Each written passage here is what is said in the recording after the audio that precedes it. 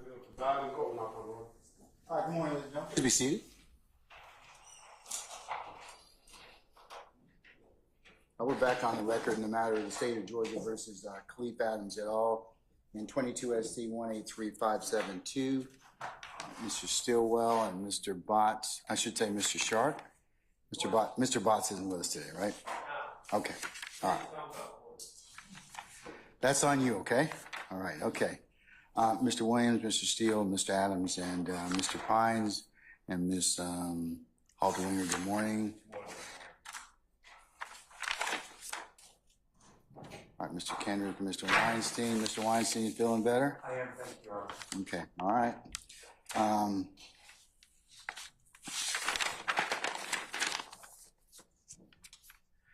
Mr. Huey and Mr. Matthews Sr., good morning. Mr. Nichols and Mr. Harvey, good morning. Mr. Ryan and Misty Williams, good morning.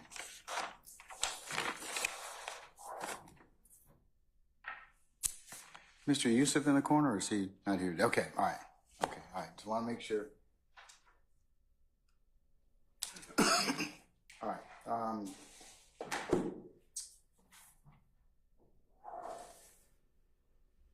See Mr. Smith and Mr. Uhalski, Mr. Brown, Mr. Atkins, and Ms. Hilton. Good morning. Good morning. All right. Okay, so I think I've accounted for everybody. Where's Ms. Knight? Okay, all right. Okay, so today we'll see how much we can get through the February 21st, 2015 interview of Mr. Copeland. So at this point in time, I'll note and include as for the next court's exhibit in order, email I received from Mr. Shart with Stillwell proposed redactions. So we'll work off of that as well. I'll forward that to you, yes, ma'am. I'm going to forward it to Ms. Weaver.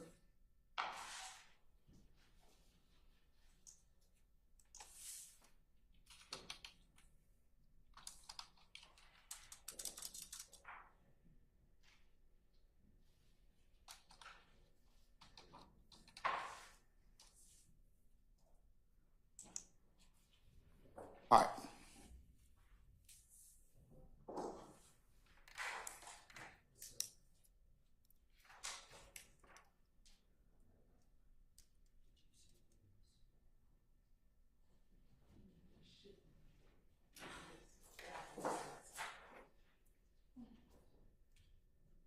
All right, Ms. Hilton or Mr. Shart, do you have some proposed?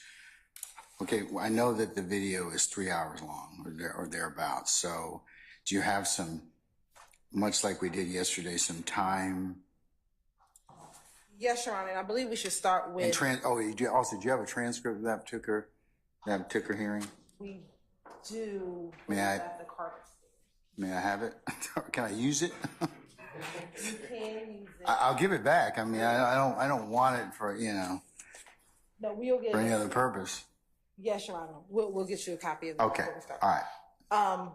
Your Honor, I believe that it's probably best we start with the redaction that Mr. Shard has, given he wants these things redacted and those items are in dispute. And those would be the 10 timestamps that you received this morning via email from Mr. Shard. Are there any sections that, since it's your video, basically, or you're seeking to admit the video, do you have any sections that you all have decided you're going to not play or not in contention? Have you vetted any of those with the defendants? We have not, the defendant, and I don't know if Mr. Shard was getting ready to do that, based on what we submitted to them, we do not know if there's any parts that they agree with or not. We know that everything that Mr. Shard has sent us, in dispute with us. All right.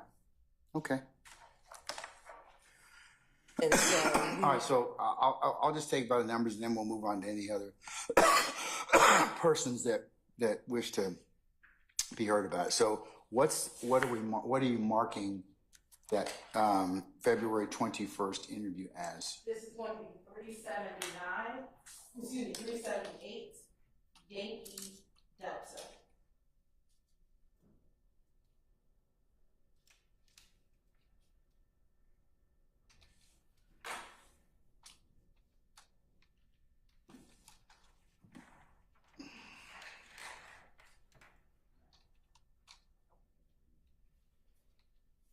Okay. If you give me a course indulgence, at least until we get the hard copy, I'll forward you a copy. All right. Has that already been sent to all defense counsel as well? Yes, Your Honor. Okay, all right.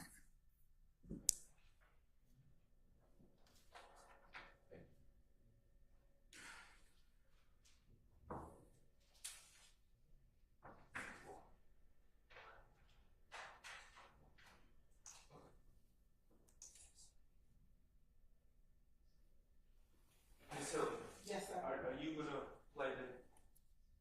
You have it queued up? Yes. Okay, awesome. No, sure, you're fine, you're fine. What's your intention? To go through mine first, or...? Yeah, but I want them to at least queue it up. So why, okay, we'll take the first one. I believe that's at 3:59:50 to 4:00:20, and it apparently... The first three, Your Honor, are all statements made by investigators. I believe they're all by Investigator Gaither. All right, let me just kind of flesh out as well, just for purpose of the record in our discussion. Number 2 is 4:08:40 to 4:09:40, and number 3 is 4:10:55 to 4:11:05. Right. And the first one, you've indicated that Gaither gives a speech about the need for people to step up and cooperate. Number 2, Gaither gives a speech about the work they have done. And number 3, Gaither gives a speech about doing this to protect Casey's baby girl. Right. And obviously speech is my commentary, but it's essentially the narratives given by detectives throughout the interview, which are basically giving argument and kind of parroting the state's argument throughout this case, which I think is improper and unnecessary and fails 403 because there's no probative value to Investigator Gaither pontificating about the need to protect the community and the need for witnesses to come forward and her quest to protect Mr. Copeland's child and things of that nature. So, I mean, they speak for themselves. So, Your Honor will hear, and then I guess we can argue about it. Okay, all right. And Your Honor, the emails are sent to you, and I'll queue them up.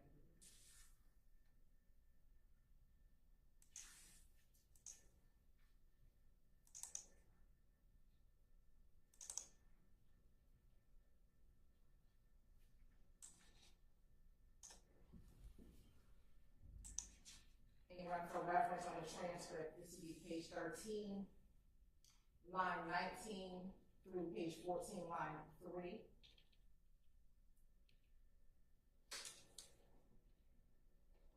And we'll start a little before conference. We'll start at 3:59:35.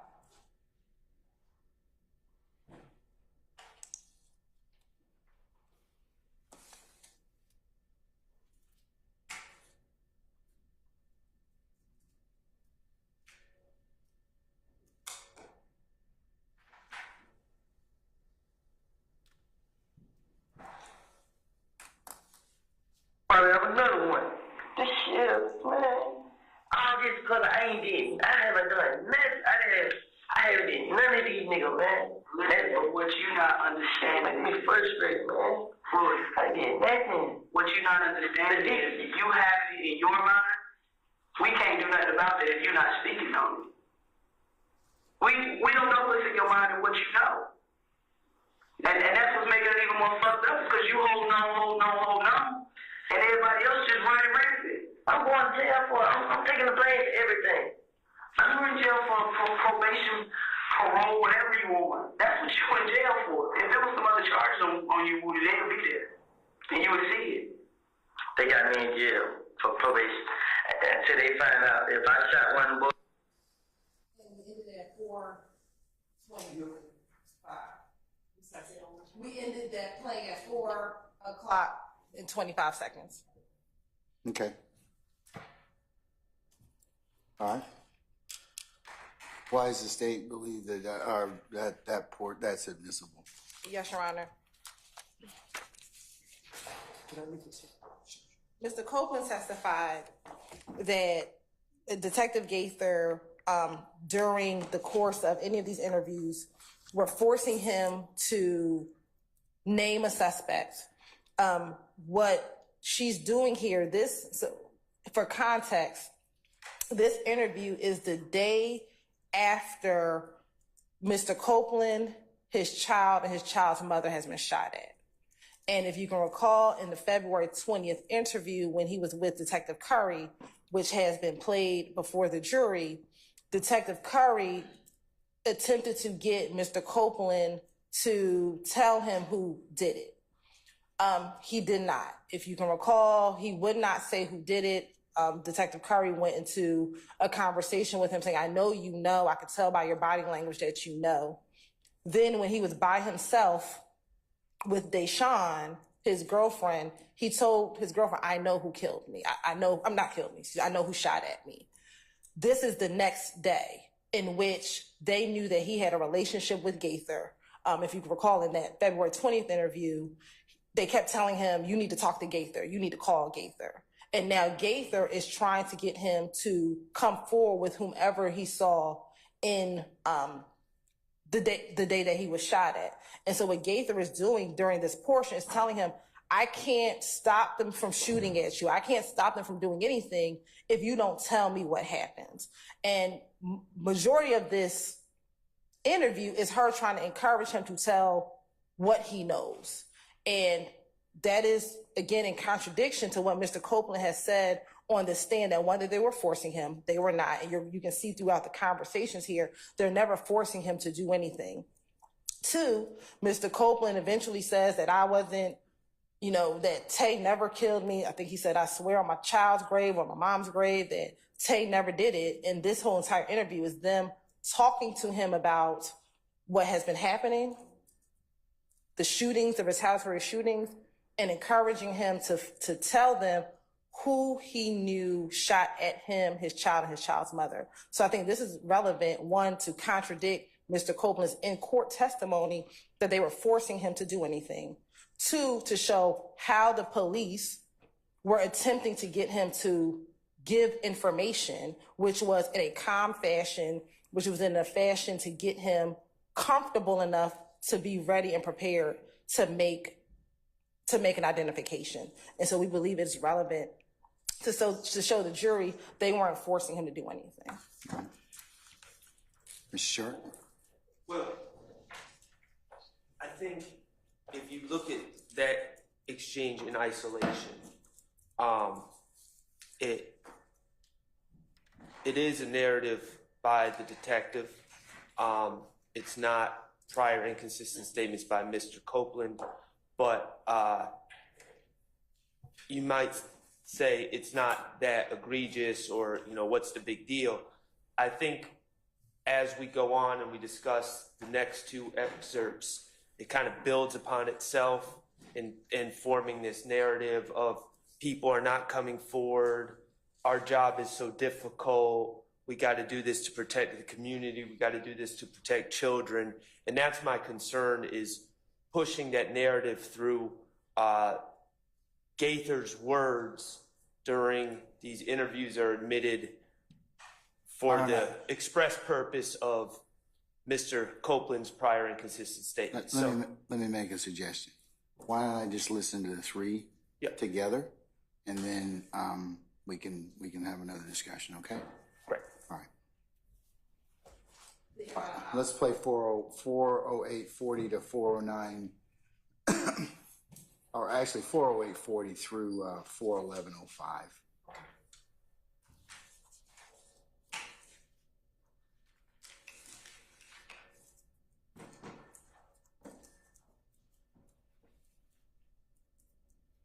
No, sorry, 40836.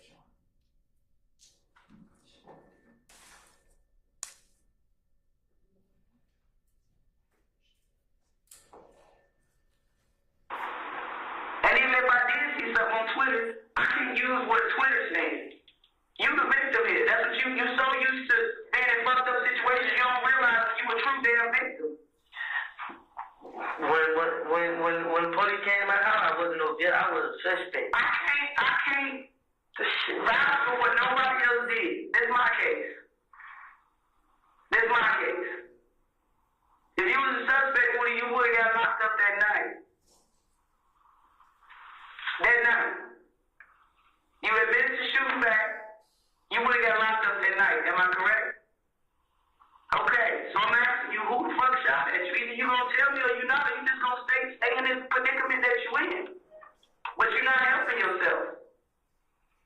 And you going to the streets trying to kill you. I ain't even going to the street. If you wanted, you wouldn't have been told the first time. The first time you would have told me. It ain't just about you and your life, because your baby was out. It was just the first time. You think I was joking with you? What you tell me the first time? What I tell you? You don't forgot what I told you the first time? The first time when I talked to you a few weeks ago about the incident on the highway, you didn't tell me when it was time to tell me. You didn't tell me. Us talking off the record, it's like it never happened. It's like it never happened, and I can't work like that. You expect me to help people? Look at what happened to me. I'm expecting you to help you. I'm getting shot at and locked up. It's like I'm talking to a brick wall, Louis. First, I try my best not to cry. And it's all right to cry. I cried the same night they came. I did. I let it out. But I scratch every day. You know what? I just shot my car. You know what I was doing? I was still out. I ran 4-wheelers everywhere. I know. I heard. I wasn't riding all right. You know what I'm saying? Because I know everybody wasn't out to get me. I'm not saying everybody out to get you, but the folks that are out to get you, obviously they coming for you. And me as a police officer, if you don't give two shits about your life, I care about your baby life. I care about her life. She can't get my life and my girl life. Exactly. So help me do this shit. They are protected now. They out there by themselves. But you not telling me nothing, cause I'm in jail. You right here right now. They out there by themselves, and the folks that shot at y'all. It ended a little bit later at 4/11/17.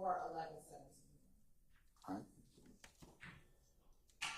And Your Honor, I have a physical copy of the transcript. Thank you.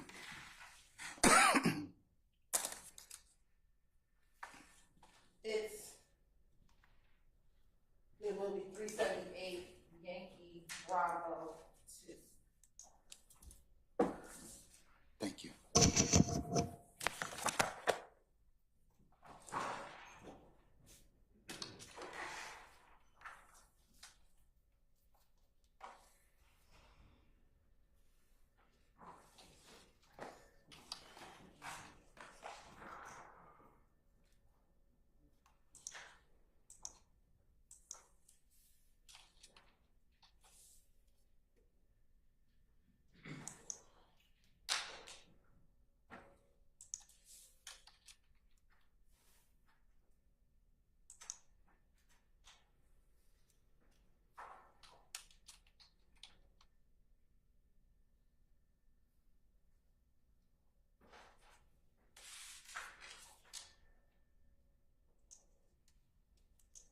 All right, sir. Sure. So, Your Honor, my objection to what the playing of what Investigator Gaither says is that Investigator Gaither, again, not the intended declarant of these statements, these out-of-court statements, is essentially making an argument that the jury will hear that it's a future dangerousness argument. It's an argument that, you're either on the side of the quote-unquote gangsters, or you're on the side of the people that are trying to protect children. It presents a false dichotomy, and also it invites the jurors to consider subjects and consider things that are not supposed to be in their purview as the finder of fact. Well, future dangerousness, protecting the community. Okay, tell me where in this particular, from 35950 to Well, 41105 that you want me to invite me to look at for future dangerousness? I believe it is around 41055 where essentially Investigator Gaither is saying to Mr. Copeland, Okay, you're not cooperating. Hold on one If second. you don't, You said 41055? I believe it's Hey, can you give me the page references for that, please? and I don't believe that he's saying this. I don't know what he's talking about. and essentially No, around 410. I need to know the What page 410? Yes, ma'am. That will be around page 28. All right. and I don't have the transcript in front of me, the state's transcript, but what the part that I'm referring to is where she says, Woody, you're not talking, you're not cooperating, you might not care about your little girl, but I do. I'm going to protect your little girl.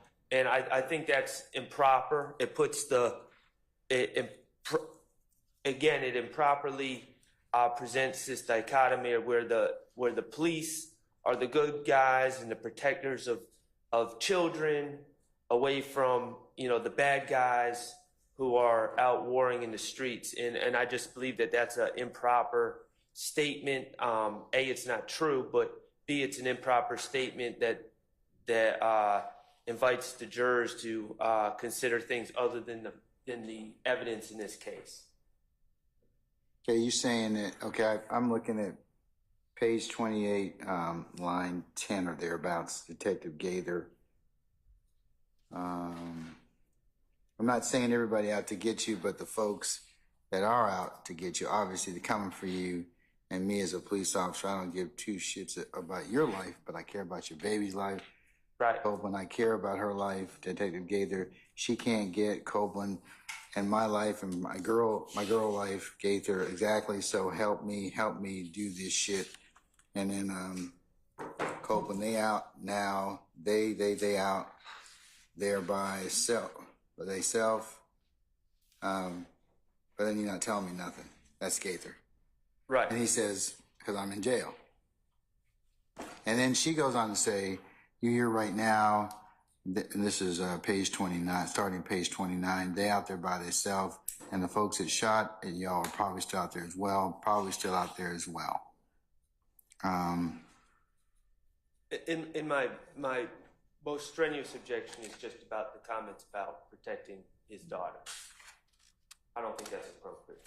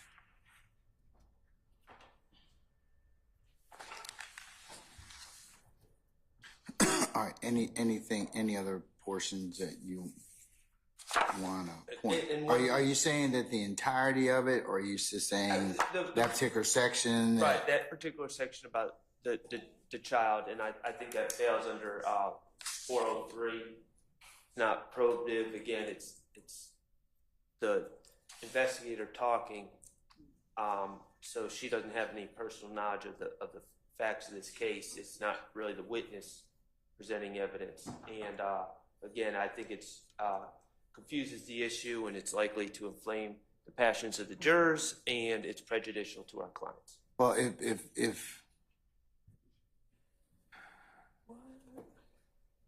there was some testimony that Mr. Copeland was in a vehicle with his significant other and his baby Outside of his house. and they were shot at. Yes, this is So they were shot at. So So, I'm sorry. This interview, just for context, is 2 days after that Yes. event. So, you know, I mean, it's not, I mean, she's got some basis to ask him those particular, ask him or appeal to him in terms of what he, you know, what's going on in his life and her investigation. Like, don't you want to, you know, get at the folks that, or at least tell who it is that shot at you? Well, let me. Because she's investigating. I'm not correct? criticizing her questioning of Mr. Copeland. Of course, yeah, she has the right in the interrogation room to appeal to whatever she wants. I'm just saying not every, even if it's quite honestly, even if it's decent interrogation techniques, doesn't necessarily mean the words of the officer are exposed to the jury. And that's my issue. I'm not saying that she broke any rules in the interrogation. I'm just saying that those appeals are not necessarily appropriate to expose to the jury. Can I respond? Okay, tell me again how it's future dangerousness.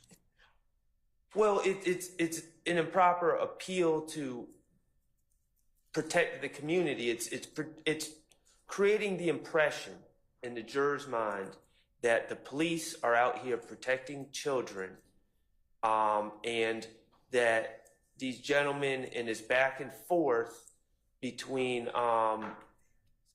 Mr. Copeland and other individuals, and the state would say individuals seated back here, and this other group are putting these children at risk.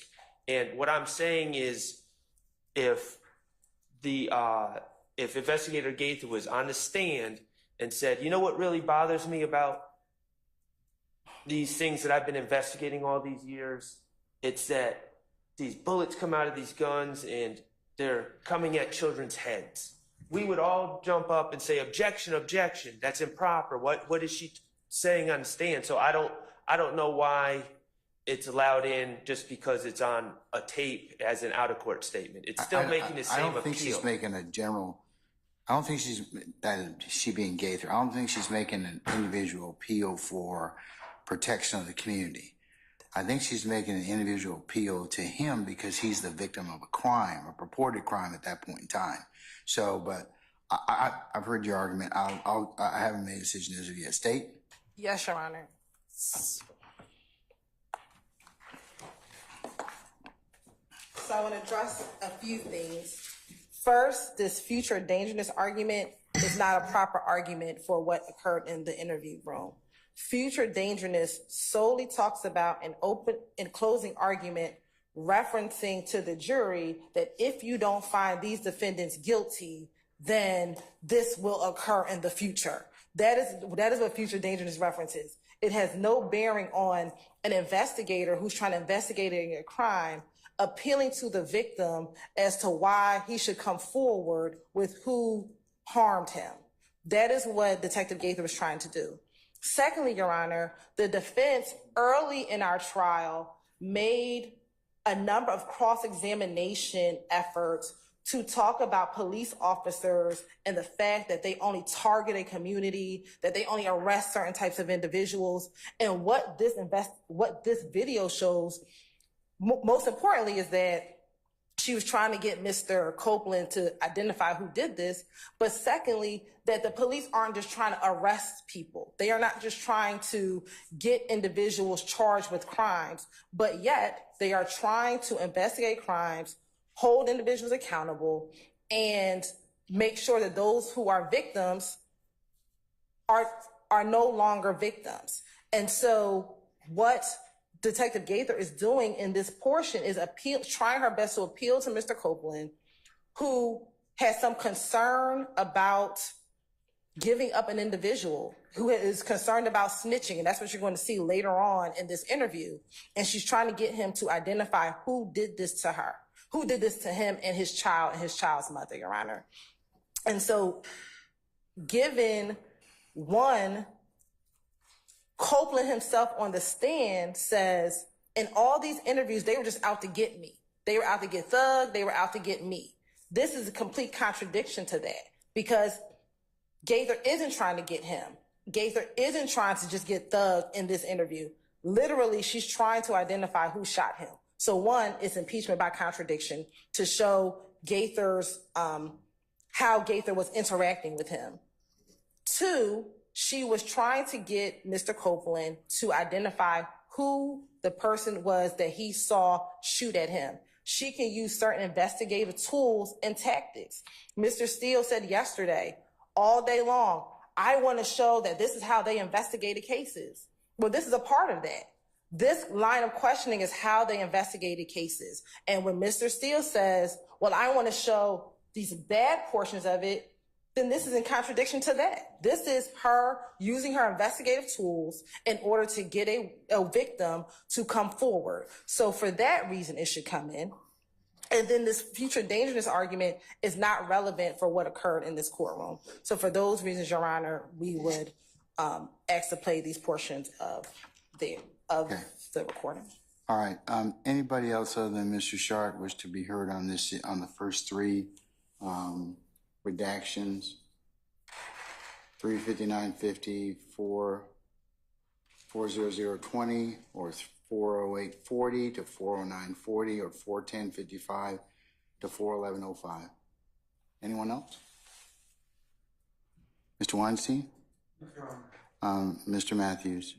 Mr. Williams? Mr. Harvey? And a 105 instruction. Okay. Denied.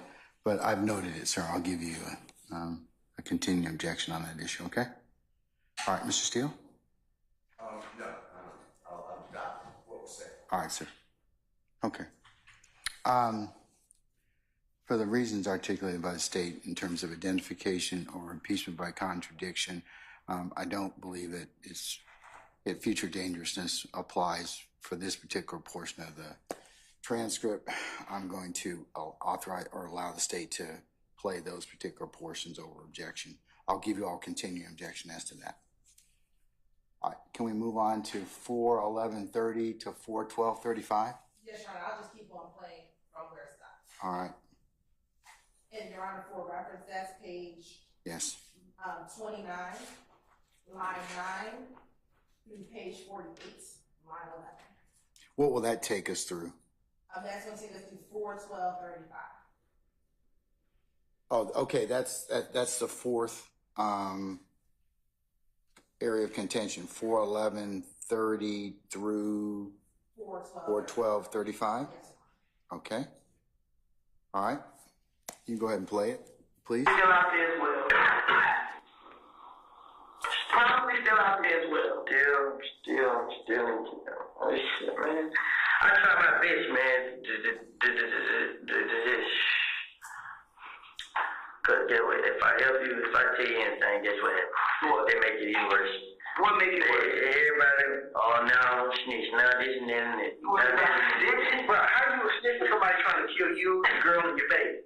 How is that snitching? I just want to get out of jail and go to my next job. Just stay out of the way, man. But do you honestly think somebody else that's quote unquote the good guy gonna want to help you? If you ain't telling us like you talk about snitching and all this, it ain't about that. But as long as you out there being a part of the problem, we're gonna let you be a part of the problem. I haven't been a part of the problem. I think you are. You're not trying to resolve the problem at hand. And I told you the only way for you to start resolving, to get this shit started and resolving it, is you gotta talk to us straight up. That's it. You gotta talk to us straight up.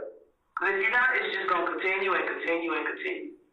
And I hate to see you or anybody else come up there behind some foolishness because everybody want to be loyal to the streets and everything. But y'all want to say, care.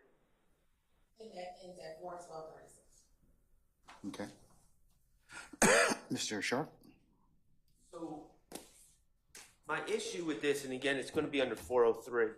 My issue is this: the state is clearly making the argument and trying to appeal to the jurors through their questioning, and I'm sure they're going to make arguments in closing. They made arguments in opening that witnesses are reluctant, that Mr. Copeland's reluctant. They're pointing out that Mr. Copeland says certain things when Jeffery Williams is in the room versus not in the room. And the reality is despite insinuations at times by the state outside the presence of the jury, that were unfortunate accusations, I think, there's been no evidence that Mr. Copeland fears anyone seated here. There's been no evidence of any threats made by anyone seated in this courtroom towards Mr. Copeland, or at least on the defense side. So here, Mr. Copeland is clearly expressing fear of being a snitch, being labeled a snitch, the ramifications of telling. But what's important here, and I'm afraid what might get lost, is Mr. Copeland is expressing fear of an entirely different group of people than the accused here today.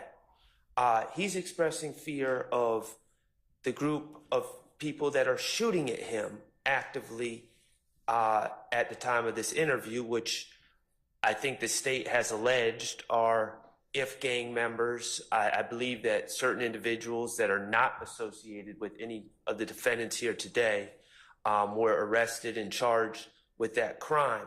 So it's misleading the jury, it's confusing the issues, because I think Mr. Copeland is expressing a reluctance to cooperate out of fear being labeled a snitch, but it's not, it invites the jury to conclude that he's afraid of these gentlemen, and that's not what he's saying. And yes, I understand that we have the ability to cross-examine and those issues, but Your Honor, I just ask for you to consider the logistics of this case. The fact that the state is talking about playing, like, I don't know if we add them up, 17 hours of videos or however long of Mr. Copeland. There's a long, it's not a typical trial where we get to just follow up with cross and clear up issues. There might be a week between when this is played and when we have the opportunity to cross-examine him about these issues and clarify some things and clear them up. And it's kind of like it's just not a smooth process. And I think that we need to do our best to eliminate any of the misleading or confusing issues from this tape, including this segment right here, which under 403, I believe that it should be excluded. Okay. State?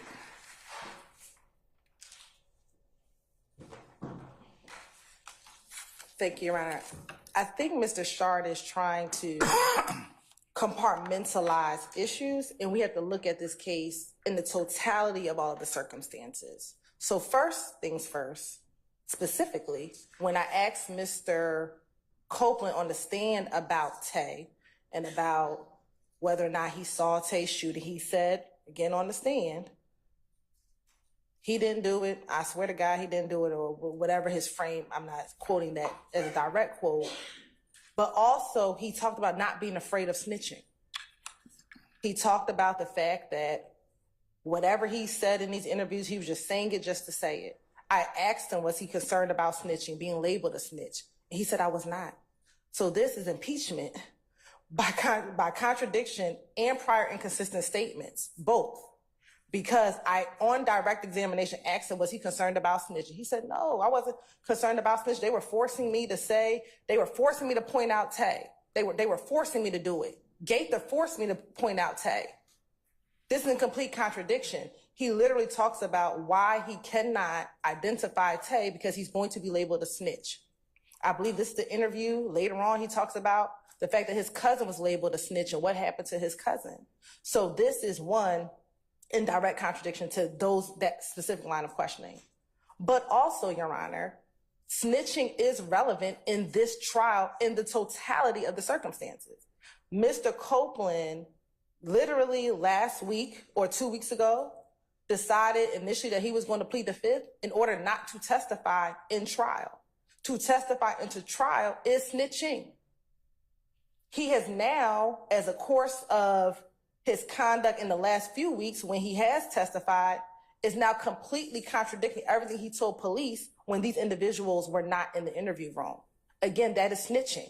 And here is a reason he is explaining in 2015 why snitching is a problem. So when you look at it for both the specific impeachment of my line of questioning about this interview, but then the larger conspiracy, in this case, people do not want to come in here and testify. Mr. Copeland is not the first witness. We've had Ms. Archillian Bennett, who testified that what she never talked to the police, or what she told the police was a lie. But then when you come into court and have to face the individuals that you were accusing, have a different story. Same thing with Adrian Bean. Adrian Bean had a whole interview with Detective Quinn, identify Mr. Williams, identify other individuals who participated in a crime with him. But when he came into court, did not testify. So therefore, snitching is an issue in this trial. Mr. Copeland is talking about his reasons for not wanting to snitch, which is very relevant in the totality of this case. So for multiple reasons, we believe that this portion should be allowed to be played. All right. Any other counsels wish to be heard on this particular issue from 4:11:30 to 4:12:35? Mr. Weinstein? No, Your Honor. Mr. Matthews? No, Your Honor. Ms. D. Williams? Mr. Harvey? Judge, it can't be impeachment. I guess it was made at a time when the witness had a motivation to lie, even after this particular event occurred. So it can't be admitted for that purpose. All right, okay. All right, sir. Mr. Steele?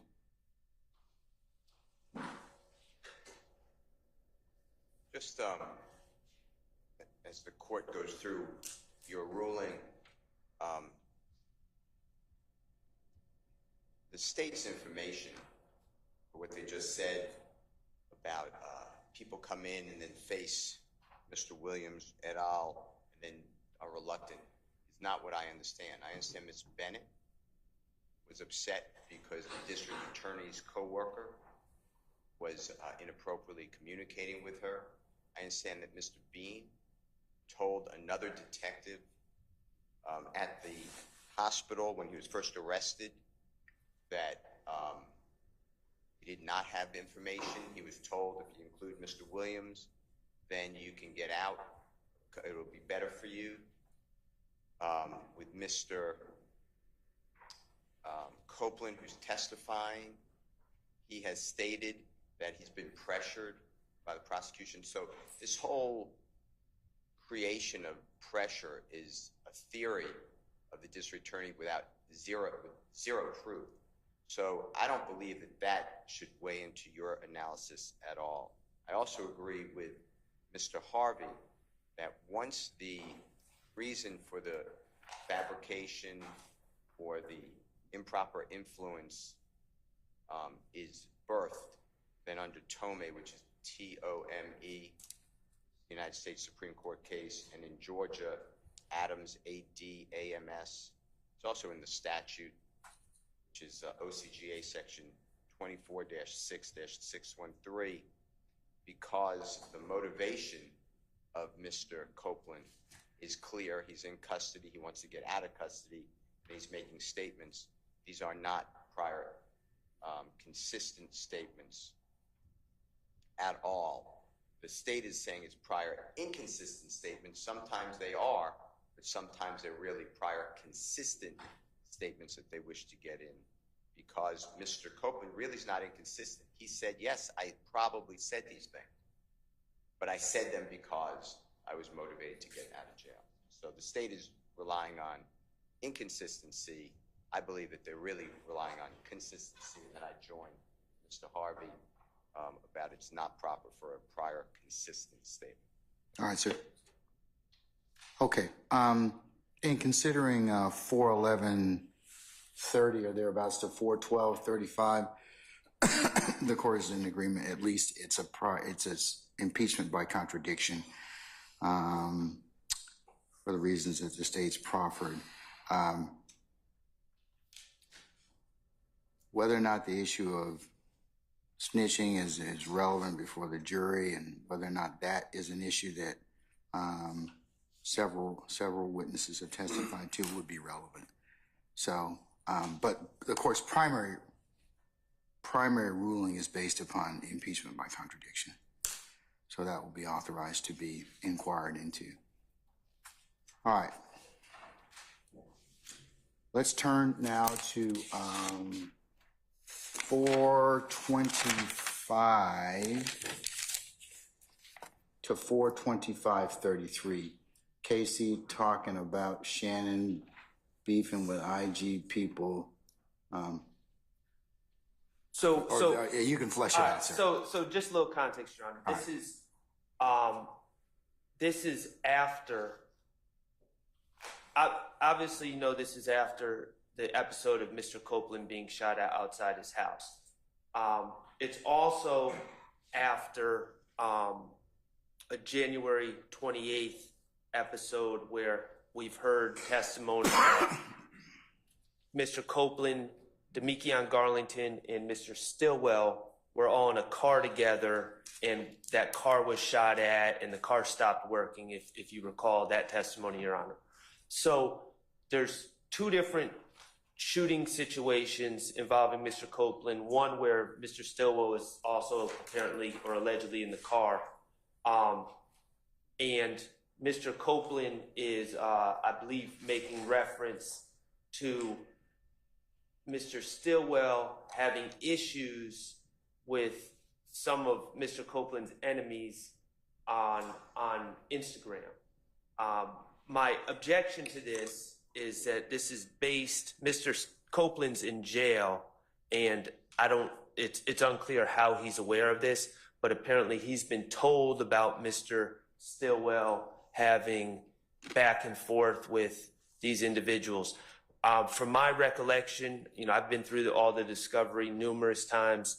I don't recall in discovery seeing any of this alleged back and forth during this time frame involving my client on Instagram.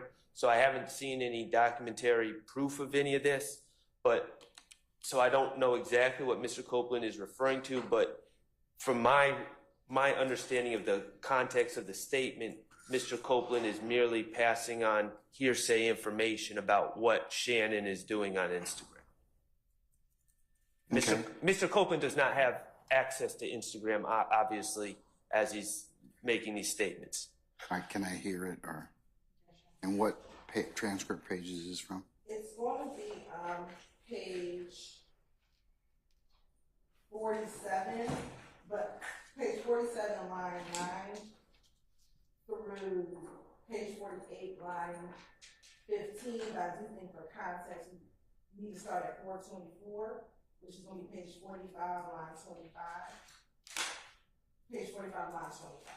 Page 45, line 25? Yes, sir. Okay. All right, go ahead and play it, please.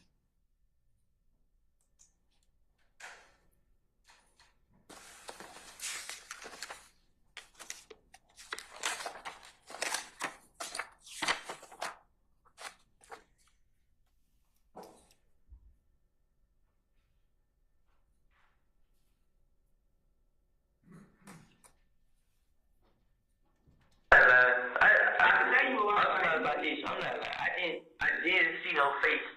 It did. When I see him jump out the car, kind of favored somebody. Who? The boy that was showing at my house. Who? Who?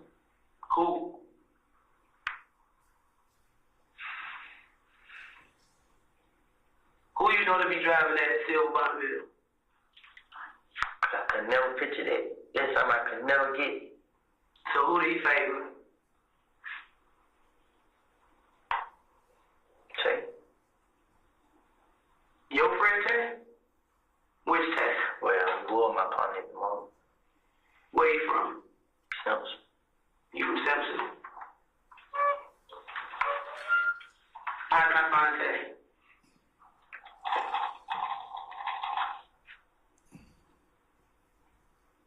He on his Twitter arguing with Shane.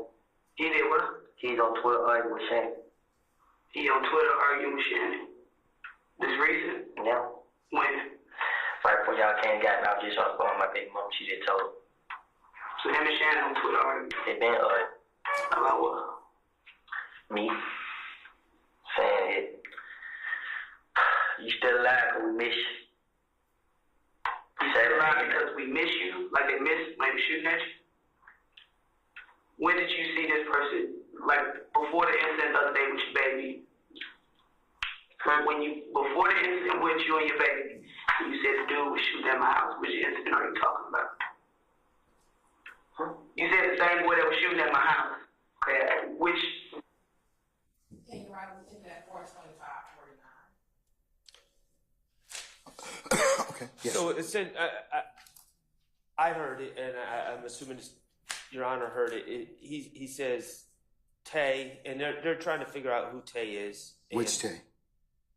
The Tay, I don't know which Tay at this point. Okay. So there's a Tay that allegedly shot at Mr. Copeland, or that's the state's theory, and Mr. Copeland is saying Tay, but he's not identifying Tay, and he says something about that Tay is having an argument with Shannon on Instagram, and then he was like, when is this happening, is what Investigator Gaither asked. And Mr. Copeland says, essentially now, or when I got locked up, and he said, that's what my baby mama told me. So it's clear his source of information is someone else who's telling him about this alleged internet argument, and he doesn't have any personal knowledge of it. All right, sir. It adds absolutely nothing to the context of this statement, other than it brings in hearsay evidence about my client, which I object to. All right. You're right, the section about Twitter, we won't play, we'll just pick back up when Detective Gaither's trying to clarify, like they missed you, when was he shooting at you? Just to try to clarify that portion, but we will take out, I think it's probably about 425.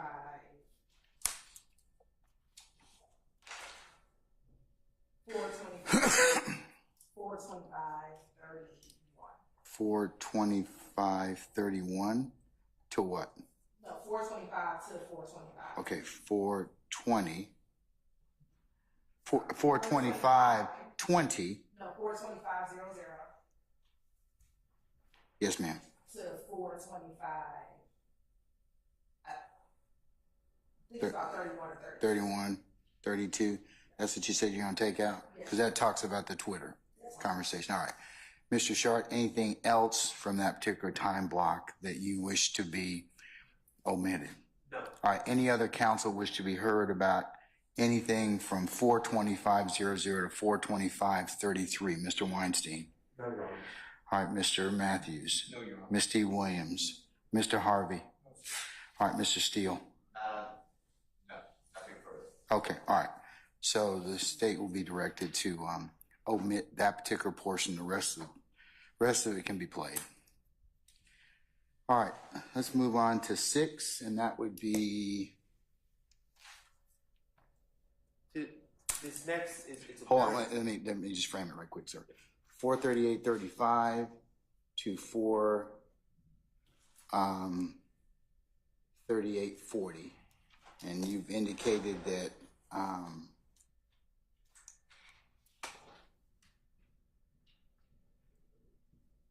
Casey saying that he has not hung out with Shannon Lodi since they shot the car. Confusing under 403 is a pronoun. They is meant to refer to people shooting at Casey, Shannon Lodi, but could be misconstrued. Right. Okay. So essentially, they are asking about when's the last time he hung out with Shannon and Lil D, who's Demekion Garlington. And he says, not since they shot at the car.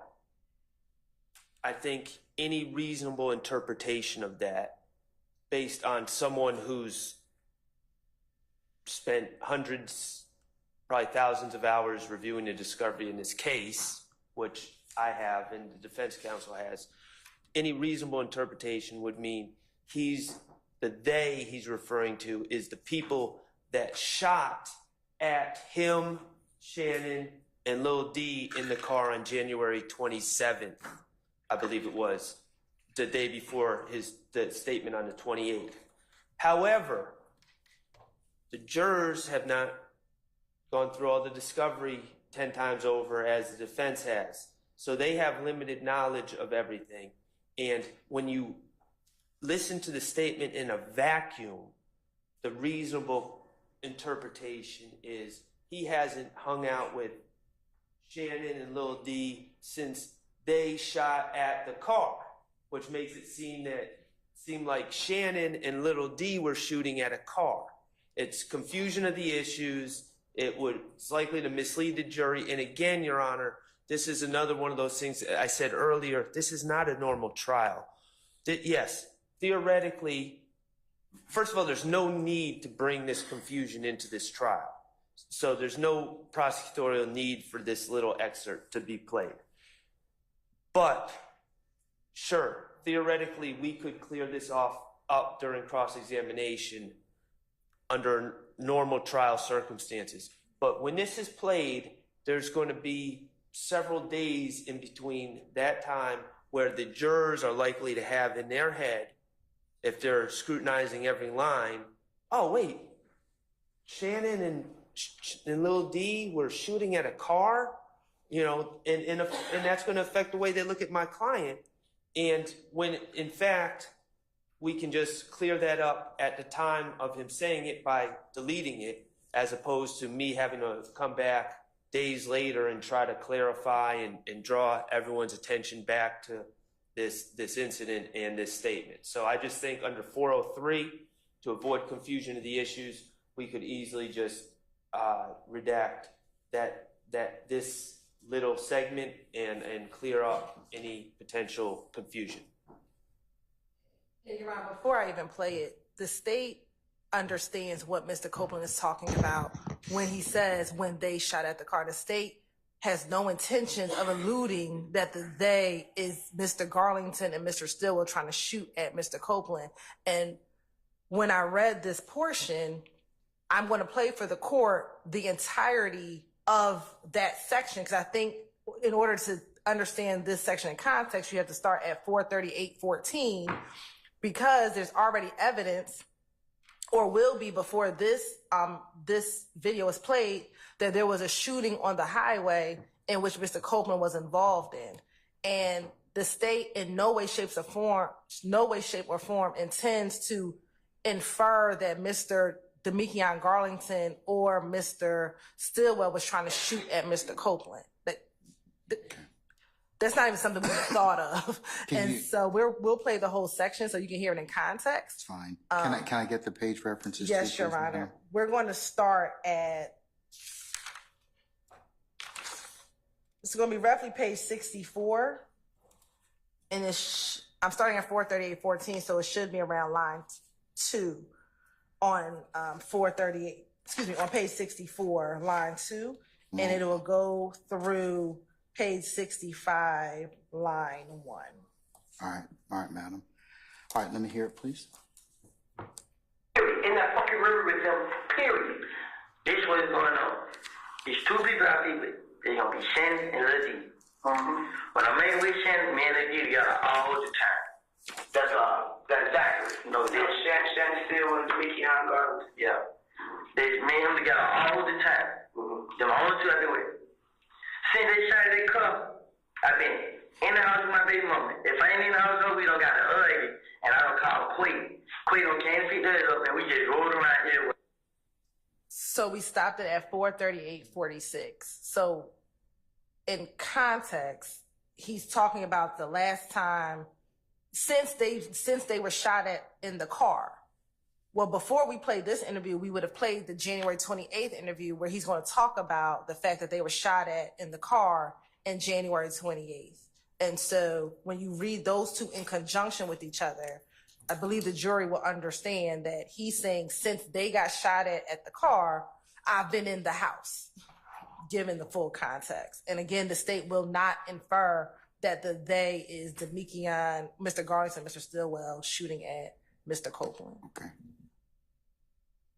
When I said the defense attorney's been spending a lot of time with this case, also the state has. I mean, they have a background understanding, both sides have a background understanding that's through discovery that's deeper than what the jury has at this moment. And that this line adds nothing to the understanding of the case. But, you know, I just listened to it again. I was thinking maybe I missed something. He says there's no discussion of other people shooting at the car. They say, when's the last time you hung out with Shannon and Lil D? Not since they shot at the car. I mean, it sounds like my client shot at a car. Well, it has to be taken in context because the jury's already heard about some purportedly shooting. Okay. Yeah, but I understand your concern under 403. I respectfully disagree at this point, but okay. Because I don't think it would confuse them. But anyways, anybody else wish to be heard on this issue? Mr. Weinstein? No, Your Honor. All right, Mr. Matthews? No, Your Honor. Ms. D. Williams? Mr. Harvey? Mr. Steele? Nothing further. Okay, all right. I'm going to admit it are allowed to be played over objection. I'll still give you a continuing objection, okay? All right. Let's turn to number 7. And number 7 is 60325 to 60605. And you...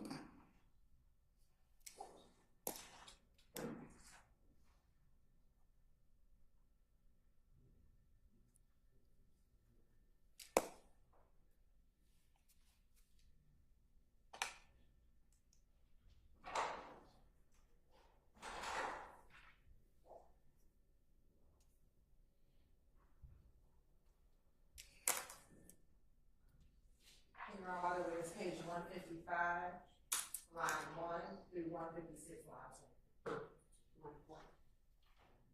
155, line 1 through 156, line 24.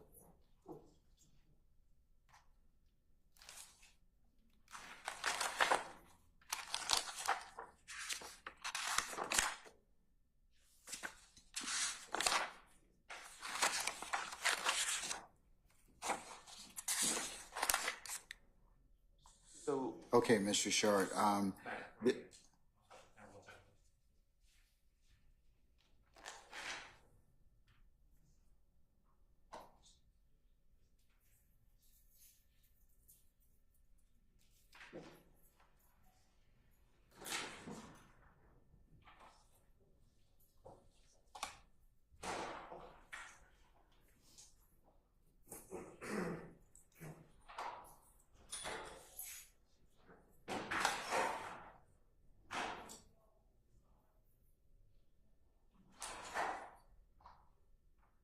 All right, let me frame the period. It's 60325 to 60605.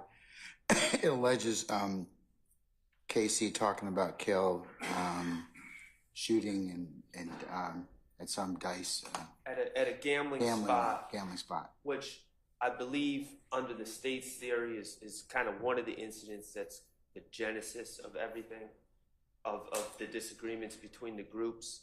And my objection is that Kenneth Copeland is basically telling the police that Kel shot up the gambling spot, but even in his own statement, his identification of Kel, now let me be clear, he does say he was there, so it's not that he wasn't there, but from my understanding of his statement, he didn't know, no one knew who shot up the gambling spot, no one identified Kel, who's Kelvin Watts, at the time, but afterwards, apparently, according to Mr. Copeland, Kelvin Watts told his girlfriend or a girl that he knew at the time, whose name's Trivia, about what had happened and apparently made some confession, according to Mr. Copeland, and then Trivia tells Kenneth Copeland. So it's double hearsay, and certainly even if Kelvin Watts to Trivia would fall under a hearsay exception, Trivia to Kenneth Copeland would not fall under a hearsay exception. So it's hearsay, and he doesn't have a basis of knowledge, and we would object to its admission. All right, State. Your Honor, the information about the gambling spot has already come in based on the January 11th interview in which Kel discusses, if not January 11th, February 20th, but the two interviews that have already been played before the jury. Mr. Copeland has already said in both of those interviews that there was this incident at the gambling house in Lakewood, and that it was Kel who did it. And more importantly, when he met with Kel at the Cascade skating ring, maybe the next day after this gambling incident, that he talked to Kel about the shooting at the gambling house, and that it was during that meeting at the Cascade skating ring that Kel got on the phone with Mr. Williams, and Mr. Williams asked for Kel to pay for the window that was shot up at the gambling house. So one, the evidence is already before the jury about the gambling house. How we get to who told him is irrelevant, because it was the effect on the listener, meaning Mr. Copeland, that once he gathered this information, he's using this to try to squash the issues between Copeland and Kel. And so when he's relaying to Detective Gaither the beginning of the conflict between him and Copeland, he's just now reiterating how he got the information that Kel did it and what effect that had on the issues between the two of them. So who told Mr. Copeland that it was Kel is irrelevant to the sole fact that he thought it was Kel. That was kind of the beginning of their issues with each other. And as a result of knowing that it was Kel who did the shooting, Kel then in turn confronts Copeland in turn confronts Kel about this shooting. And during the course of his confrontation of Kel, also had a conversation between Kel and Mr. Williams about the shooting that occurred. So this portion as to how he found out it was Kel is not, while hearsay is really effect on the listener, but this is already information that's before the jury. But it's important, Your Honor, because let me say this, that defense counsel is arguing that Copeland consistently lies. What this shows is that Copeland's giving the same series of events to multiple different investigators at multiple different interviews. And so that shows that at least back in 2015, when he's recounting his history with him and Kel, he's telling different investigators these same series of events that occur leading up to the murder of Donovan Thomas. But I'll play the section for you if you want to. All right, sir. Yes, ma'am. Go ahead. And I'm going to start at 6:03:22. But that's what it was about. Then they got mad. So D got jumped in the club by NBC. They tell her, D, we ain't got you because you be with them. They asked her, D, why they ain't got you? You don't got too much shit going on. And don't know nobody know why. It was, no, but the whole time come back on care them. Because this is a gambling house we go hang it and gamble. We go down and gamble. We come out the league. Kel, I'm in the bush. Kel, Stewart, and they never mentioned the third person name. And Bush, they started showing me them. They shot so many times. Shit, I was glad they were like, huh? Who gang out? In Lakewood.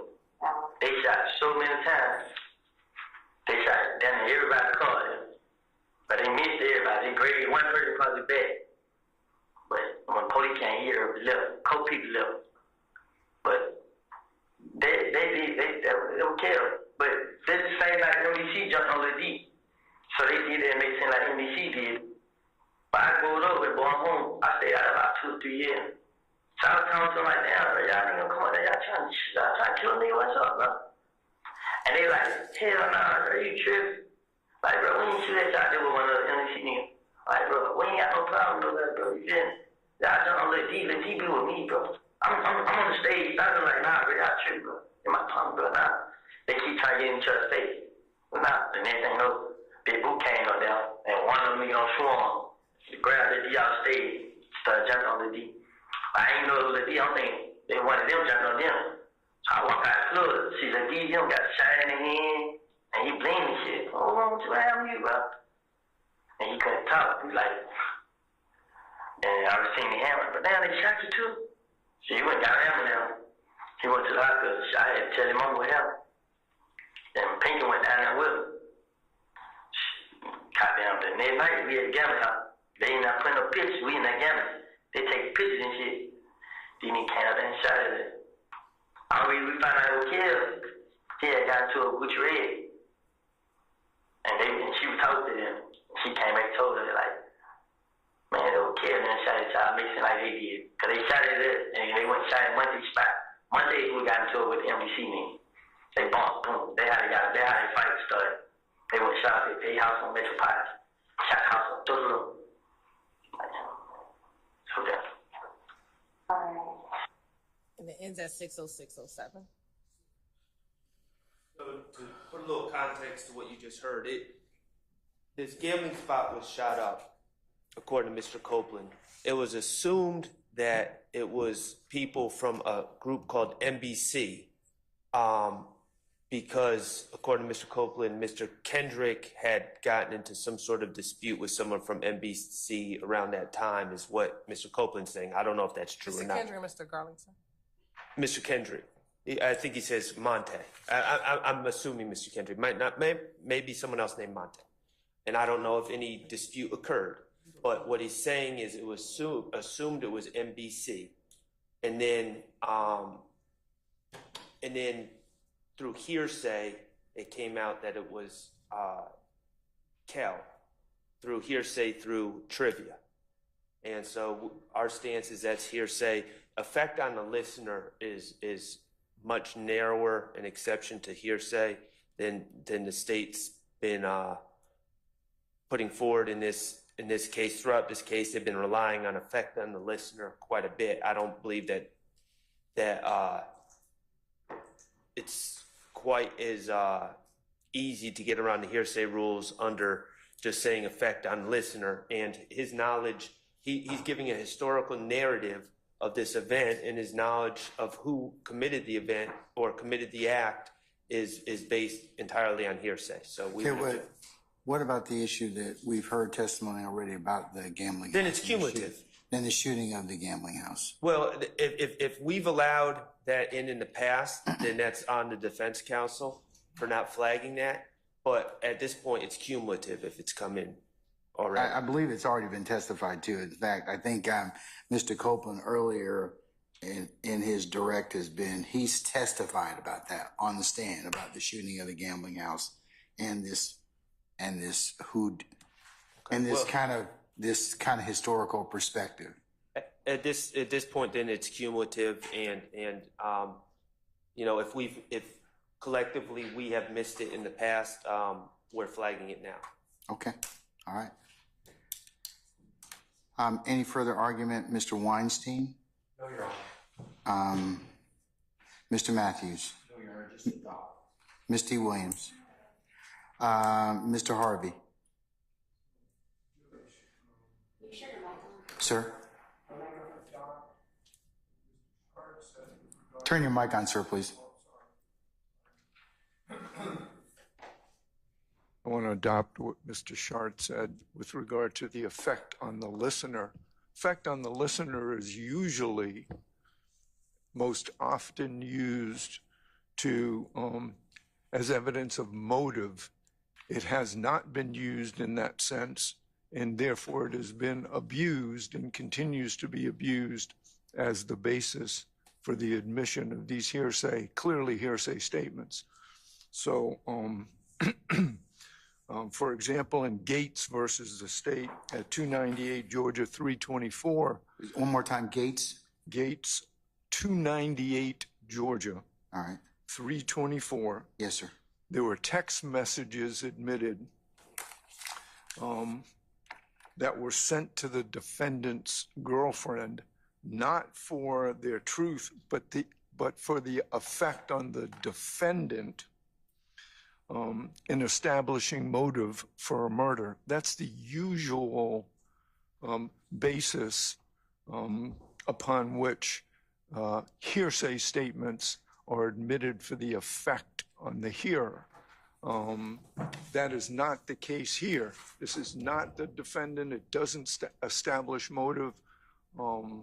So I would adopt and expand Mr. Shart's reasoning. All right, sir. Mr. Steele. Nothing to add. All right, sir. Excuse me.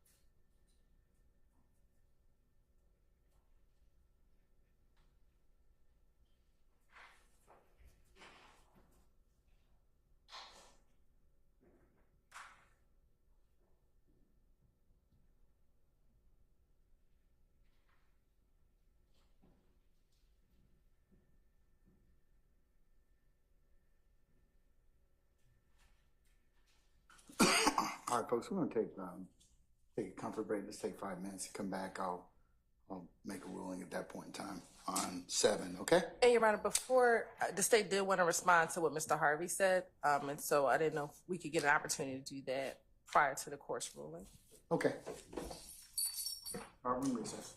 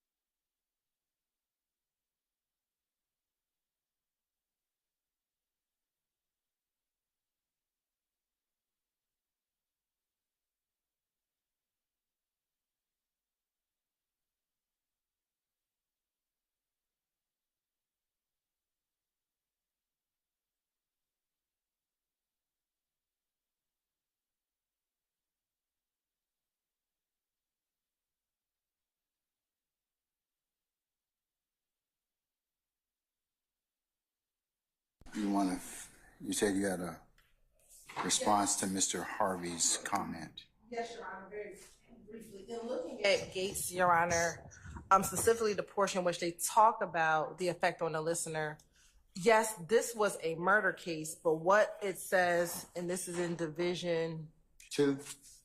2. I have it up. Yes. And when you read the fullness of it, it says, for a statement of constitutional hearsay, it must be offered in evidence to prove the truth of the matter asserted. And it cites the statute. Here, the declaring statement at issue was, you're ever lonely, you can call me. The text message sent along with the naked pictures was not offered to prove that Gates' girlfriend could in fact call or had permission to call Wilson if she were lonely. Rather, the text messages were offered to show its effect on Gates and in this case, his motive for committing the murder. An utterance may be admitted to show the effect on its hearer. See also Miller v. State, 275 Georgia 32. For such a purpose, the statement would not be hearsay as it was not offered for the truth of the matter asserted, but for the effect or lack thereof on the hearer. As such, Gates claims that this evidence was inadmissible because it was hearsay without merit. Here, again, Your Honor, learning about the fact that Kell shot at the gambling house, what Copeland took with that information is he confronted Kell about it. They had a discussion about not just the gambling house, but all their other issues that they had with each other. And then furthermore, during this interaction, which was, I believe, the next day after the gambling house or some time later, Mr. Williams then speaks to Kell about that shooting that happened at the gambling house and specifically about paying for the window. So again, Your Honor, it's not about what, and I believe it's Gucci Red. I think Mr. Shar said that it was Trivia who said it, but I believe he said Gucci Red told us it was Kell. That information is what he used to confront Kell about what happened at the gambling house. So that's what the state wanted to add. What's your response to the defense's assertion as well as cumulative? Because it's been testified to. Because, Your Honor, defense counsel assertion is that Mr. Copeland lies about everything. And so what his reiteration of this incident shows is that not just in the February interview, not just in the January interview, January 11th, he talks about it, I think, briefly in January 28th and February 20th, that he's reiterating these events to different investigators to talk about the history of what has occurred between them. And if he's such a liar as they want to purport him to be, then he would not be able to recount this historical perspective to the detectives that he is meeting with. So while he is repeating the story, he's repeating it to different detectives at different times to show that he is at least consistent with the historical events that lead up to Donovan Thomas's murder. All right. Okay.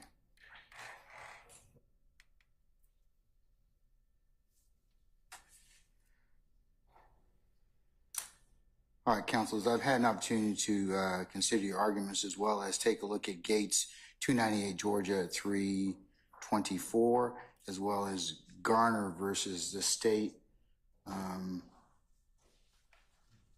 at 342 Georgia Appeals 824. Both of them stand for the same proposition about effect on listeners. So I'm going to permit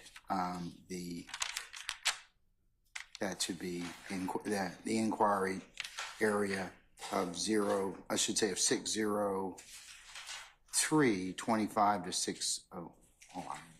Get back. Hold on.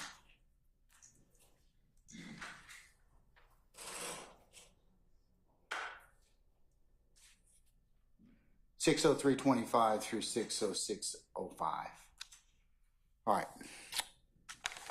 I'll give you a continuing objection, defense counsels, as respect to that. Let's move on to 8. I believe 8 is 6/19/20 through 6/20/20. And I believe that is Casey being reluctant to cooperate in the shooting investigation where he's a victim. He says he's concerned they will put the discovery on IGS, or Instagram. Yes. Okay. Can you give me the page references, Mal? Yes, Your Honor. So page 173 line 7 through page 174. Okay, all right. Mr. Sharp? So, Your Honor, here is another example of Mr. Copeland stressing the social ramifications of cooperating in this investigation. Again, when I say this investigation, I'm referring to an investigation against people that shot at him allegedly outside of his house while holding his child. So we get into this, it's almost bolstering. It is bolstering, where he's showing a fear of testifying, but again, it has nothing to do with these gentlemen. It has nothing to do with the investigation of these gentlemen seated in court today, but it has to do with an entirely different group of individuals that are allegedly associated with an entirely different group. So it has no relevance to this case. It creates the impression that Mr. Copeland is universally opposed to cooperating, universally fearful, universally has been threatened and feels threatened. But the reality is he's expressing fear, reluctance, and all the rest regarding an investigation of an entirely different group of individuals. And it's likely to confuse the issues. It's unfair prejudice towards our clients where there's absolutely no evidence that he's been fearful, that he's been threatened by any of these gentlemen or anyone associated with these gentlemen. So we would argue that it should be excluded under 403, 401 and 403.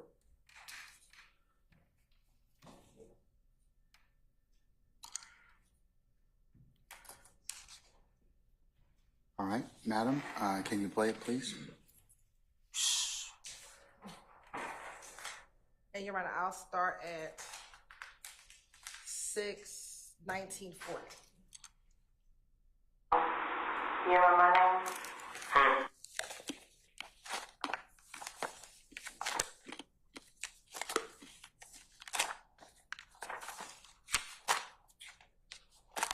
In that car that's gonna put them there. Like you worried about the wrong thing. I'm worried about when you get locked up and you get a skirt back to see I circle each picture and put my name on them. And you're gonna send it out to the screen and be like, I done told on him. And they're gonna put it out on Instagram and Twitter and they're gonna tell everybody. And then guess what? They're gonna start like, then I'm gonna be just like what then? Nobody won't be around. So you worried about your reputation as opposed to your life and being a free man? It's up to you. I don't want to go back and forth. You gonna do it, Woody, or you not? And Your Honor, that's the conclusion at 6/19/44. And Miss, we started at 6/19/06. And Your Honor, may I respond? Yes, ma'am. Okay. What's the state's response to Mr. Shard and the defense attorney saying that violates 401 and 403? So again, Your Honor, one, this is a impeachment by contradiction. Again, in court, Mr. Copeland has said repeatedly that they forced him to pick out Tay, and that he was not afraid of snitching or telling the police who did it, but that Tay did not do it. So one, this is a contradiction to both of those assertions that he made in court. Here, again, for the totality of the case, Mr. Copeland, back in 2015, and we believe even now, does not want to come to court to testify against whether it was Tay or these individuals. So this shows, one, he contradicted his testimony as to what he did back in 2015 as it relates to Tay. And then two, it shows not that he's fearful that anyone's going to harm him, because the state has never asserted that any of the defendants were going to harm him. What the state has asserted is that he does not want to come and testify against them. And this is a prime example of that. So for those two reasons, we believe that this portion should come in. Additionally, Your Honor, when Mr. Shar says this had nothing to do with this case, that is not true. What Mr. Copeland is talking about in this interview is a retaliatory shooting that occurred as a result of Donovan Thomas being murdered. So again, putting this all in context, Mr. Thomas was shot and killed on January 10th. Over the course of about 6 to 8 weeks, there are multiple shootings. We went over that yesterday, Your Honor. And one of the final shootings was on February 19th when these group of individuals that were associated with IF gang shot at him, his child, and his baby. And they're trying to get him to identify who one of those individuals were. So it does have something to do with this case. It has something to do with the overall retaliatory shootings that occurred as a result of Mr. Thomas being murdered. And again, in this section, he talks specific about having to come to court. Like, that was his concern here. Like, I have to come to court and I'm going to have to testify about this. He was concerned about doing that. And Your Honor, we believe that that is also why he's changing his testimony in court today. Court during this trial.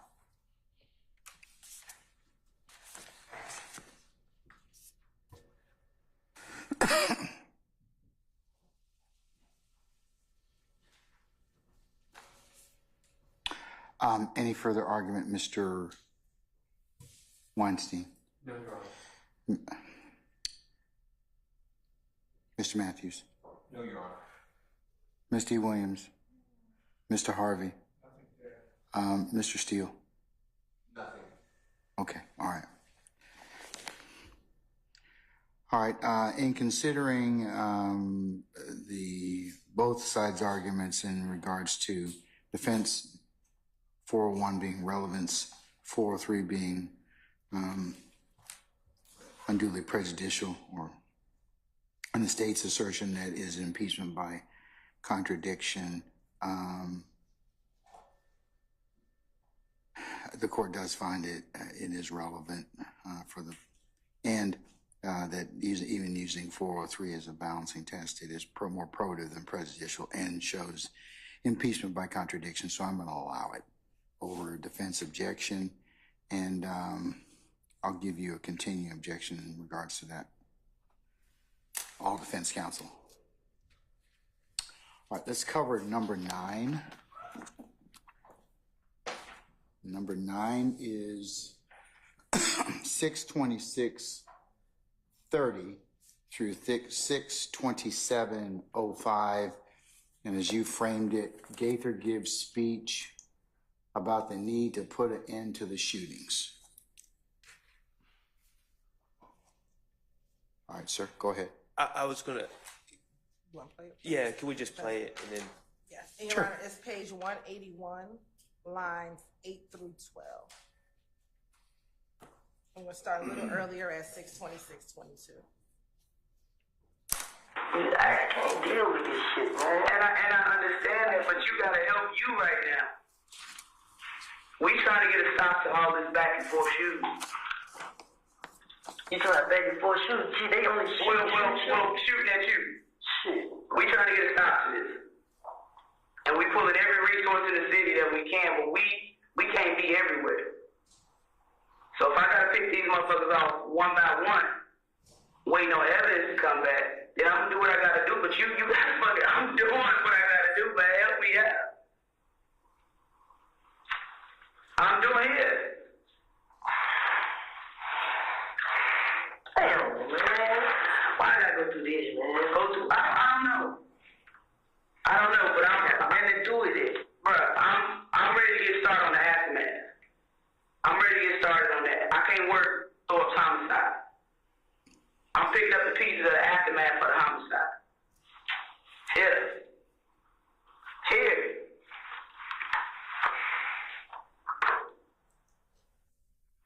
Your Honor, we stopped at 627:30.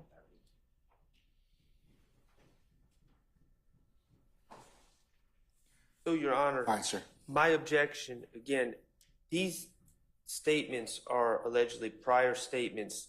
I mean, the reason we're playing for the jury over our objection, the defense objection, is because there are prior statements by Mr. Copeland. We have the non-declarant,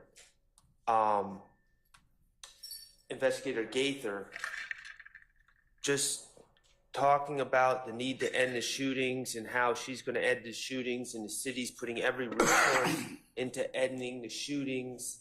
And it really, you know, we're all citizens here. We're all city of Atlanta. We're all Atlantans. It's not the city versus these gentlemen. It's not supposed to be the police force in the city versus these gentlemen. And it's supposed to be a neutral.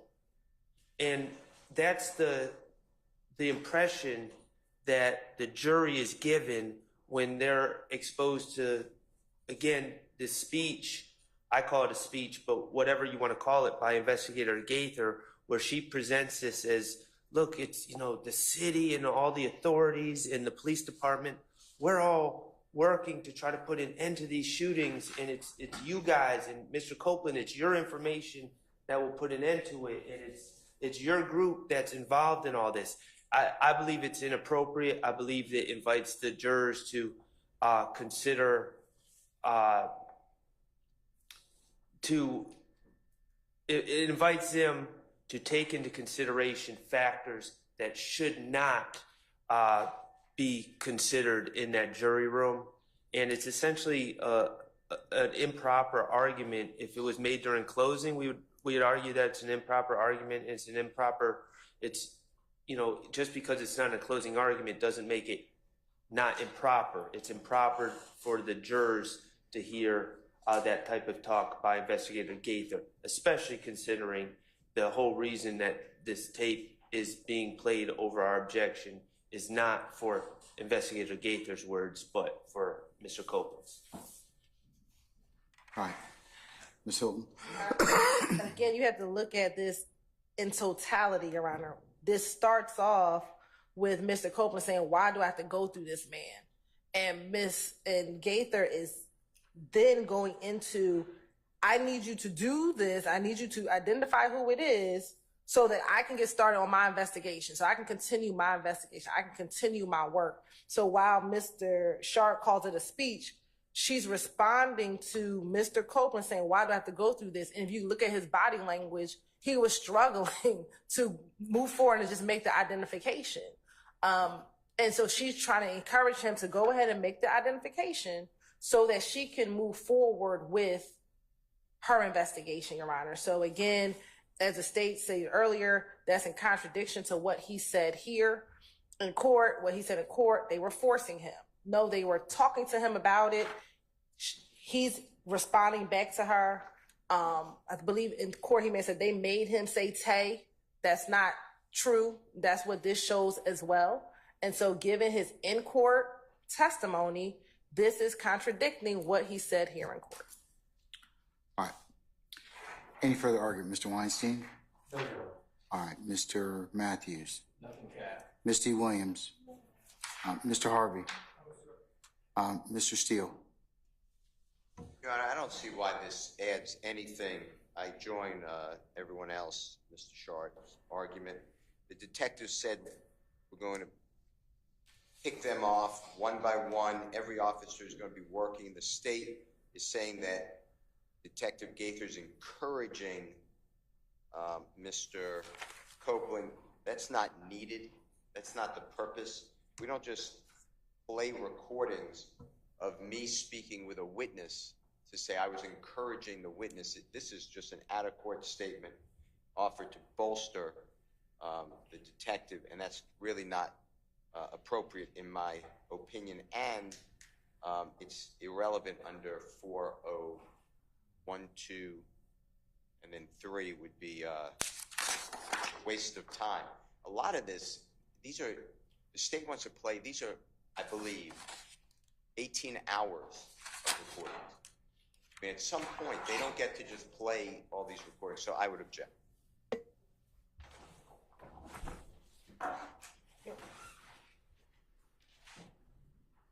And I can respond to Mr. Steele specifically, if the court may. Yeah, I'm in trying to kind of see why the detective gave it before it starts. We're trying to stop this. We're pulling every resource in the city. We can't be everywhere. So if I gotta pick these motherfuckers off one by one, waiting on evidence to come back, then I'm gonna do what I gotta do. But you gotta I'm doing what I gotta do. I'm doing it. I'd be inclined to take that out, but the other stuff would be admissible under impeachment by contradiction or relevant. So which line, Your Honor? Line 8 on page 181, line 8 through line 12.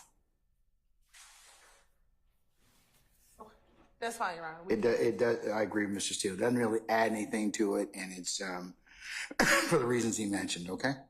Okay. So line 8 to 12. We can. Yes. Anybody else have any other comment or any other argument in regards to number 9, 62630 or thereabouts is 62730?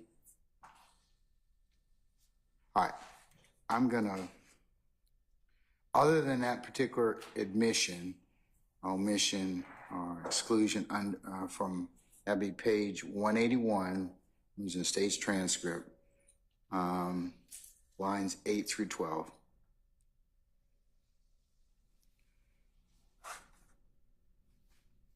The rest is can be played. Thank you. Okay. Yeah. All right. And I'll again admit an over objection and give a continuing objection. Does the defendant still maintain that none of this is proper and they should not be played? So, okay. All right. Number 10. And number 10 is 63030 through 63150. And you are saying that that's 404A evidence about Mr. Stillwell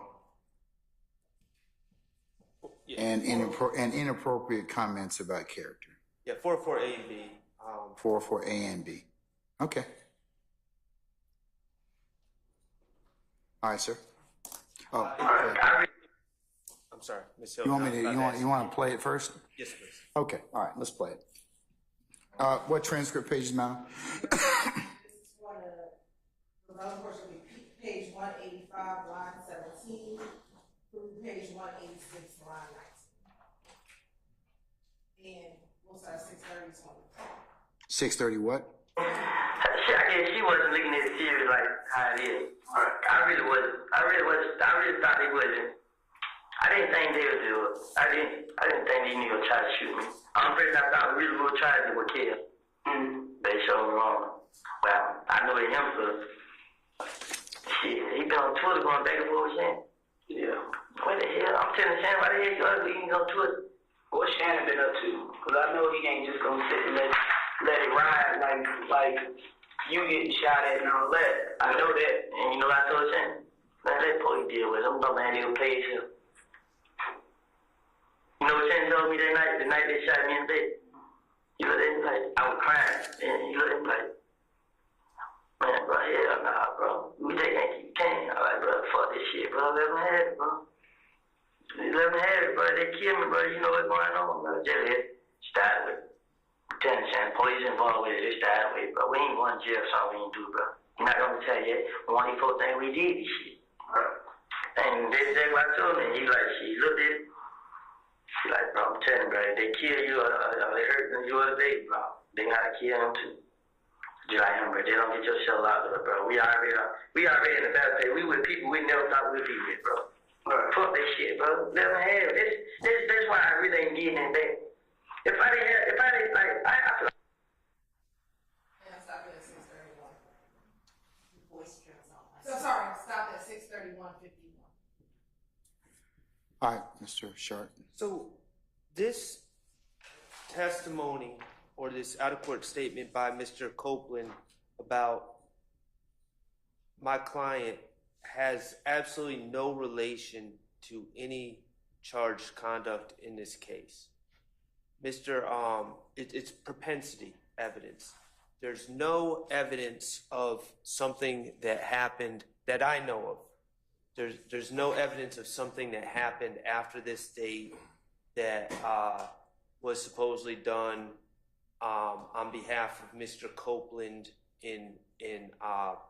as payback for either the January 28th shooting of Mr. Copeland in the car, or shooting at Mr. Copeland in the car, or the February, I guess it would be 19th, shooting of Mr. Copeland, or shooting at Mr. Copeland outside of his house, other than, of course, Mr. Copeland shooting back at those individuals and hitting them in their car.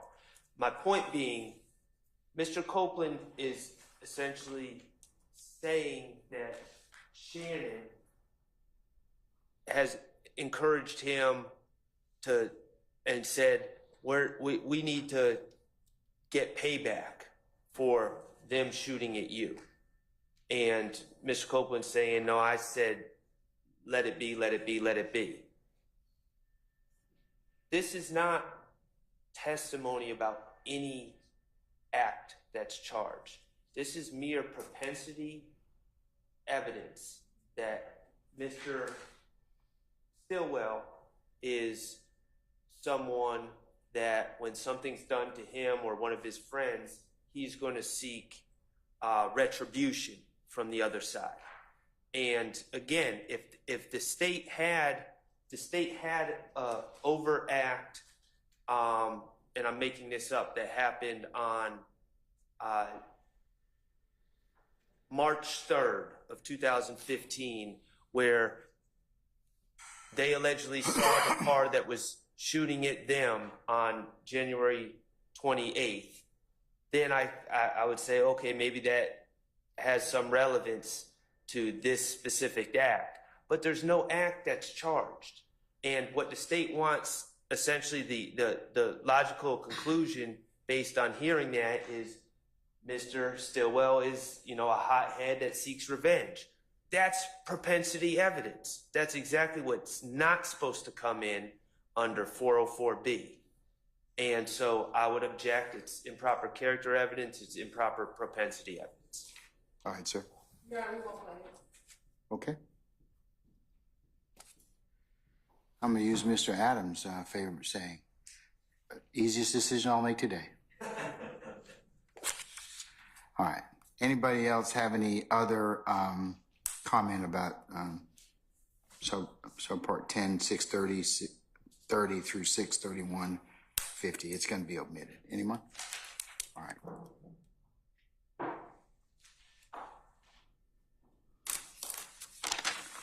Okay, we've gotten through the flaggings of Mr. Sharp. Does anybody else have any other time periods they wish for me to discuss with the court? Mr. All right, thank you, Mr. Steele. Mr. Harvey? Ms. Williams? Mr. Matthews? No, Your Honor. Mr. Weinstein? No, Your Honor. Okay.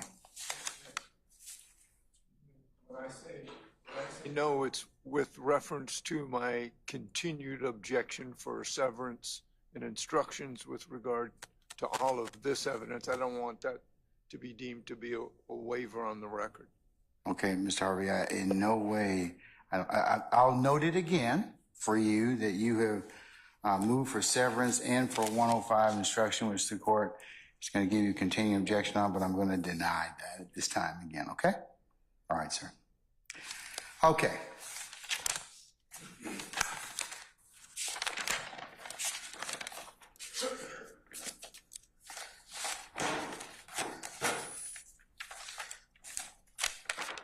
All right, counsels, let's talk a little bit about way ahead in scheduling. I believe that you all have, as well as it pertains to Mr. Copeland, June the 10th interview, which is the longest one. It's 9 hours. Is that correct? All right. Have you all been working on, or I'm going to ask the state first and then defense counsels in terms of what you've identified as to what you're going to play and what you wish to omit? Your Honor, we sent to defense counsel, I believe on Monday, the areas in which the state, I'm sorry, let me stand up. The areas in which the state intends to redact. Yesterday evening, Mr. Shard, I think, sent me a portion of the areas that they would like redacted. We haven't had the opportunity to look at those. And then I believe Mr. Adams is supposed to send me the secondary portion of that. And so we'll be looking through that over the course of today and this weekend to determine what, if any, areas we can agree to. Once we finish talking about June, Your Honor, I will briefly just want to get some clarity on February 21st, but after we finish the June discussion. What do you mean you want clarity on the So we submitted 21st? We submitted some redactions for February 21st. And I don't know if, kind of along the same lines of the conversation yesterday, if there are areas that the defendants wanted in that the state intended to redact. And if there are those same line of area, we understand the court's ruling from yesterday, but we just wanted clarity because we don't know. And it could be an offline conversation I can have with Mr. Shard to see what their position is. I think I can answer this. After speaking with other attorneys involved in the defense of other individuals, I believe that there is an objection to the redactions of the timestamps identified by the state. We understand that the state, in their presentation of the case, they may choose not to present some of these excerpts when they play the tape. Which tape were we referring to? February 21st, 2015. All right. But I believe that the defense is going to seek to admit portions that the state is not going to seek to admit.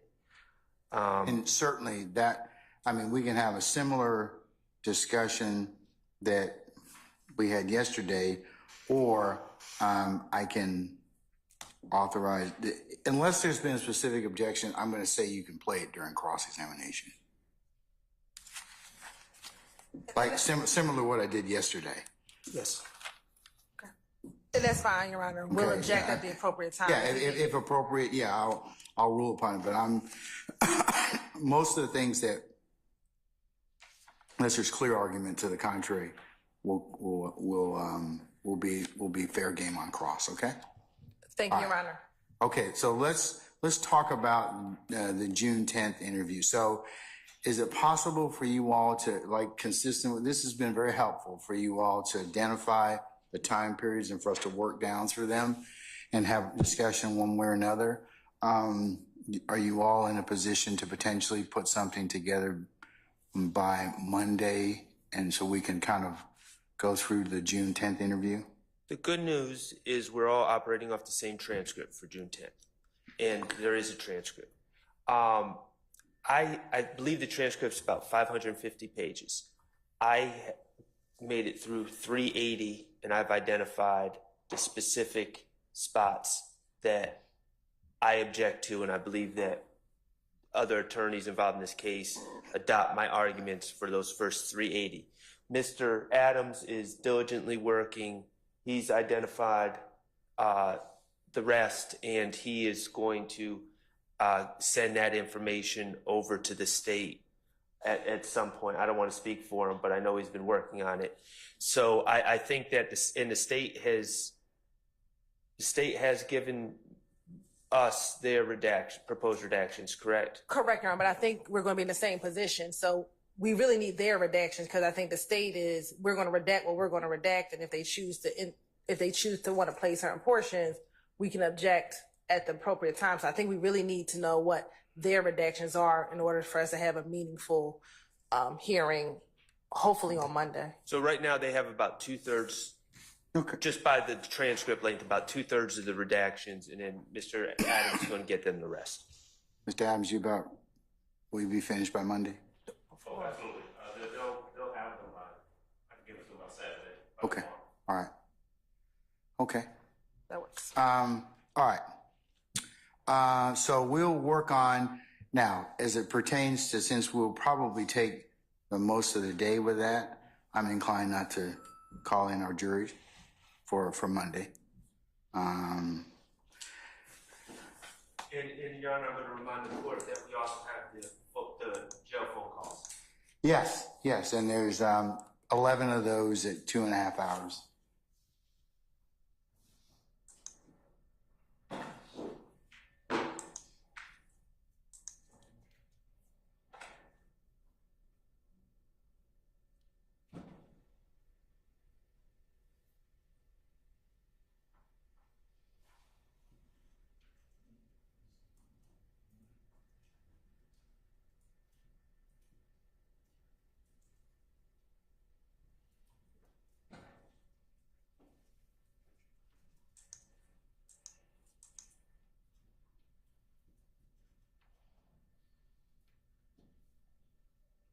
All right, and then, counsel, as you all recall, Tuesday the 25th, we'll probably just work from about 9:30 to about probably shortly thereafter lunch. So my inclination as well, I don't think we're going to probably finish with our, it's possible that even if we, that we'll spend or exhaust most of Monday the 24th and Tuesday the 25th getting through the 10th and or 10th of June, as well as the jail calls, and we may not even be finished with those. So I'm inclined to just tell our jurors have a nice week, unless somebody has something to the contrary. Nothing from the state, Sean. Okay, anybody? Okay, I mean, I just don't think we'll be in a position for them to hear anything at that point. All right. Which leads me to July 1, 2, and 3. More than likely, we'll probably use, if we don't finish up our business with the jail calls, we'll probably take that up on Monday the 1st of July. Tuesday,